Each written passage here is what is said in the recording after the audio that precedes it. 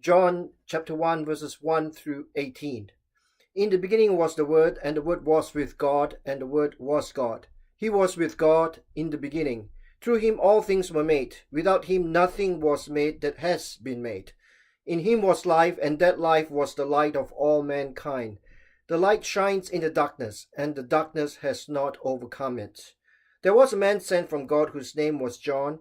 He came as a witness to testify concerning that light, so that through him all might believe. He himself was not the light, he came only as a witness to the light. The true light that gives light to everyone was coming into the world. He was in the world, and though the world was made through him, the world did not recognize him. He came to that which was his own, but his own did not receive him. Yet to all who did receive him, to those who believed in his name, he gave the right to become children of God. Children born not of natural descent, nor of human decision, or a husband's will, but born of God. The Word became flesh and made his dwelling among us. We have seen his glory, the glory of the one and only Son, who came from the Father, full of grace and truth. John testified concerning him. He cried out, saying, "This is the one I spoke about when I said, 'He who comes after me has surpassed me, because he was before me.' Out of his fullness we have all received grace in the place of grace already given. For the law was given through Moses. Grace and truth came through Jesus Christ. No one has ever seen God, but the one and only Son, who is himself God and is in the closest relationship with the Father, has made him known." John chapter 1 verses 1 through 18. In July 2013, there was a huge rainstorm in Mississauga. 80% of the homes in Mississauga lost their electricity. Luke and I were on the way to the movie theater. When we reached there, we found out that the movie theater was also out of power. Luke and I had to go to the washroom. The movie theater was in a shopping mall. We had to go through a long dark passageway to get to the men's washroom. Fortunately, I had a mobile telephone. I used the flashlight in it to shine the light through the darkness.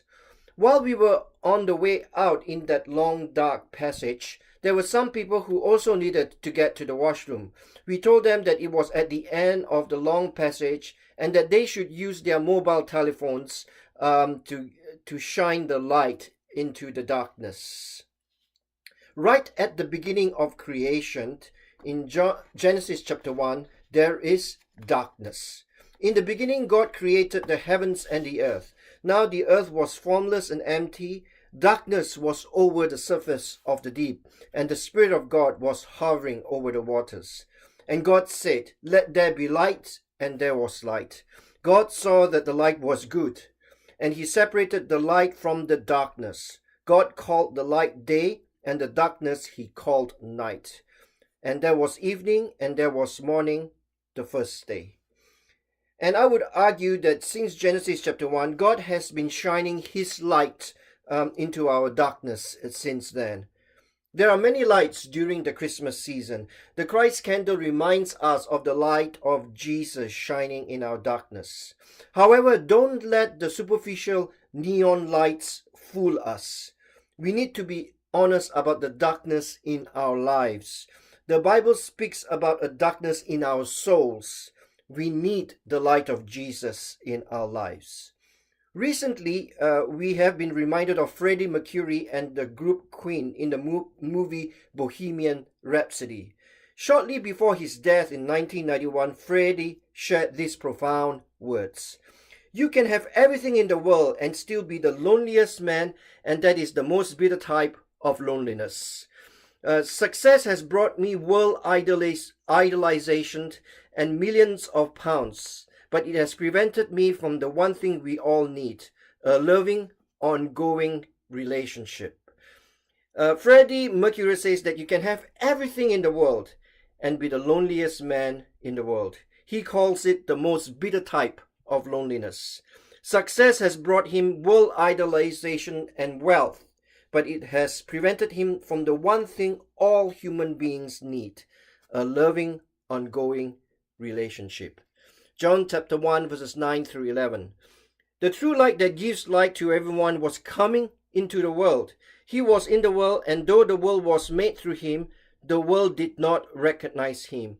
He came to that which was his own, but his own did not receive him. John chapter 1 verses 9 through 11. John, the follower of Jesus, writes these words.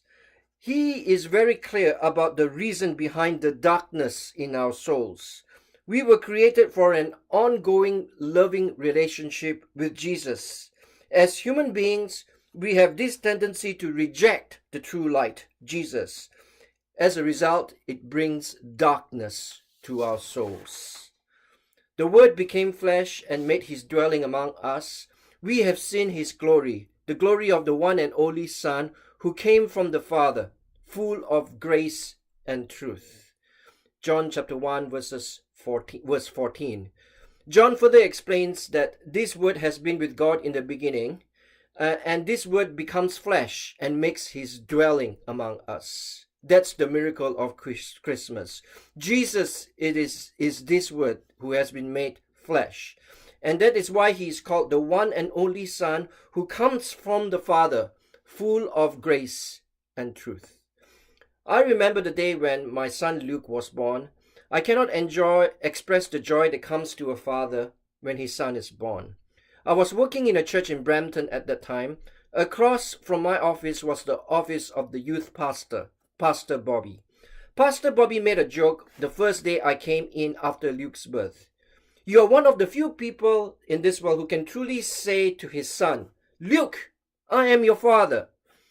And it was also a long time since I saw the Star Wars movie, The Empire Strikes Back. At the end of that movie, when he is dueling with Darth Vader, Luke Skywalker claims that Darth Vader killed his father, Luke's father. Instead, Darth Vader makes a surprising revelation. No, I am your father. So now it usually takes me a while to see a joke when I hear one. It took me a while to realize that Pastor Bobby was actually referring to that scene in Empire Strikes Back when Darth Vader says, No, I am your father. And I don't know if I like being compared to Darth Vader.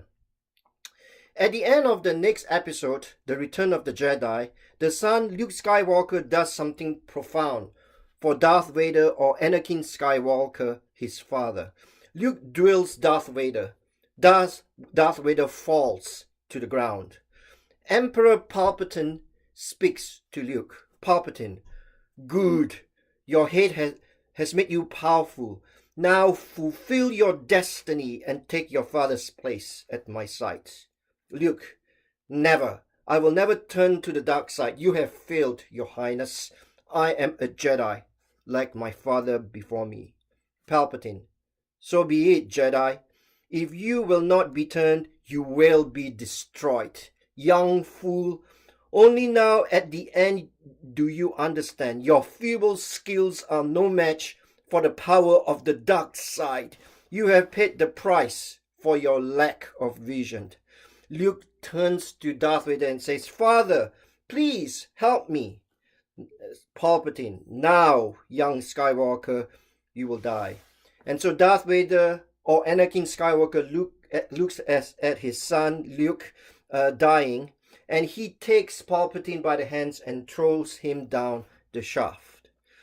At the end of The Return of the Jedi, Anakin Skywalker is taken to a spaceship by Luke, his son. Luke, help me take this mask off. Luke, but you'll die. Anakin, nothing can stop that now. Just for once, let me look on you with my own eyes. Now go, my son, leave me. Luke, no, you're coming with me. I won't leave you here. I got to save you. Anakin Skywalker's last words are, You already have, Luke. You were right. You were right about me. Tell your sister you were right. So in the closing scenes of Return of the Jedi, Anakin Skywalker is seen standing next to Yoda and Obi-Wan Kenobi as part of the good side of the Force. This is the effort of a son, Luke Skywalker. He hangs on to a belief that there is something of Anakin Skywalker left in Darth Vader. He perseveres on to save his father, Anakin Skywalker. Anakin Skywalker returns to the good side of the Force because Luke, his son, refuses to give up on him. It's the same with us every Christmas.